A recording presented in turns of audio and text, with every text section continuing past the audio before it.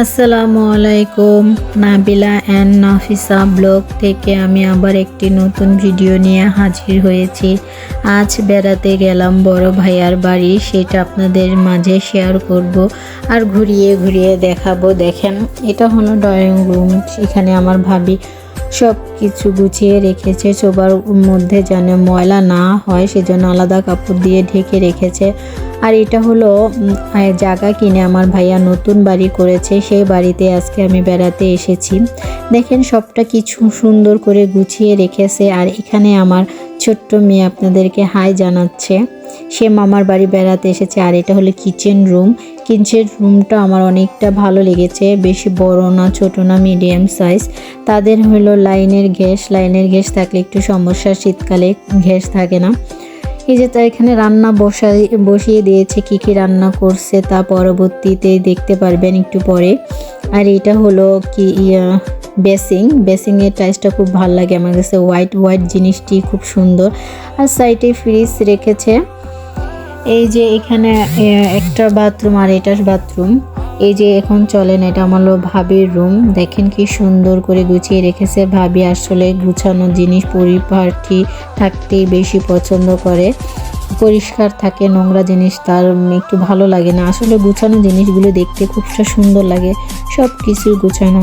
আসলে তাদের ঘরে কোনো ছোট বাচ্চা নেই, এলোমেলো করার কোনো মানুষ নেই। আসলে আমার ভাইস্তা আর ভাস্তি দুটোটাই বড় হয়ে গেছে, সেজন্য যা গুছিয়ে রাখে সবটাই গুছানো থাকে। এই যে এখানে একটা ফুলের টপের ফুলগুলোরে ভিজিয়ে রেখেছে ফুলের তোড়া। সবাইকে ফুলের তোড়ার স্বাগতম জানাই। আর এতক্ষণ পর্যন্ত যারা আমার ভিডিওটি দেখেছেন, একটা লাইক একটা কমেন্ট করেননি, তাদের বলবো প্লিজ একটা লাইক একটা কমেন্ট করে যাবেন। আর এটা হলো নতুন বউর রুম, মানে আমার ভাইস্তা নতুন বিয়ে করেছে তার রুম। দেখেন চাদরটা কতটা সুন্দর লাগতেছে, ফুলগুলো একবারে টকটকা, অনেকটা ভালো লাগছে আমার। এই যে এখানে খাট আছে। আর এইটা হলো এটার বাথরুম, নতুন বউর রুম এটা। আর সাইডে রেখেছে একটা কাঠের শোকেস।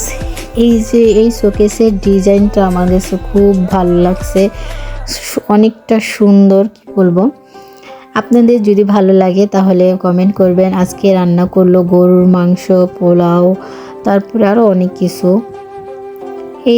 এই দেখেন, রান্না করতে করতে আপনাদের মাঝে আমি একটু নাড়াচাড়া দিচ্ছি আর ভিডিও করলাম।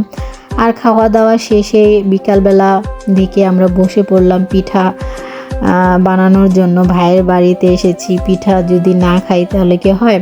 ভাবি বললো কি পিঠা খাবে, তখন আমি বললাম যে ঝুরি কাটা পিঠা খাবো। আমাদের এখানে এই পিঠাটার নাম বলে ঝুরি কাটা। আর কোন জায়গায় কোন জেলায় কোন এই পিঠাটার নাম কি বলে তারা কমেন্টে জানিয়ে যাবেন। এই যে আমার ভাবি বানাচ্ছে, সাইডে আমার মেয়েও আছে, আর এখানে ভাইস্তা বউ আছে, সবাই মিলে একসাথে বানাচ্ছি আর গল্প করছে, অনেকটা আনন্দ লাগতেছে। আমার ছোট মেয়েটা পিঠাটা দিয়ে যাচ্ছে আমাকে ভাজার জন্য। যারা আমার ভিডিওটি দেখেছেন, যদি ভালো লেগে থাকে তাহলে বলবো একটা সাবস্ক্রাইব করে যাবেন আর বেল বাটনটা অন করে রাখবেন পরবর্তী ভিডিওর জন্য। আর যারা এতক্ষণ আমার ভিডিওটি দেখেছেন তাদেরকে অসংখ্য ধন্যবাদ আর অনেক ভালোবাসা। পরবর্তী ভিডিওর জন্য অপেক্ষা করবেন। আসসালামু আলাইকুম।